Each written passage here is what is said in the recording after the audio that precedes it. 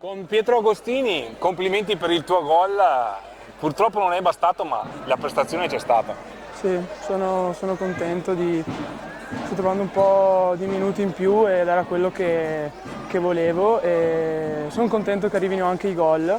Purtroppo questa sera non è bastato, però dai, è stata una partita molto combattuta e sapevamo che sarebbe stata difficilissima, però ci abbiamo provato perché ci servono punti, quindi da lunedì ripartiamo per l'ultima di campionato e poi per i play-out. Ci sono tutte partite importantissime.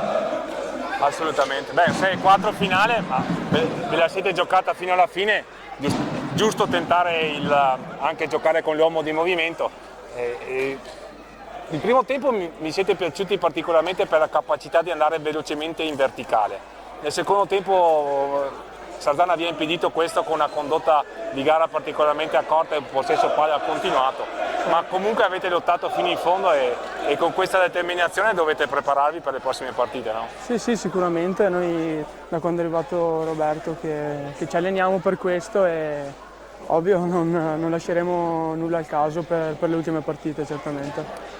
Allora ti lascio riposare, pronto per le prossime partite, dai l'appuntamento ai tifosi qui al Palla Ferrarin, c'è bisogno di loro, no? Sì, per forza, sono il sesto uomo, sono importantissimi e quindi speriamo che arrivino i numerosi. Buona domenica, forza!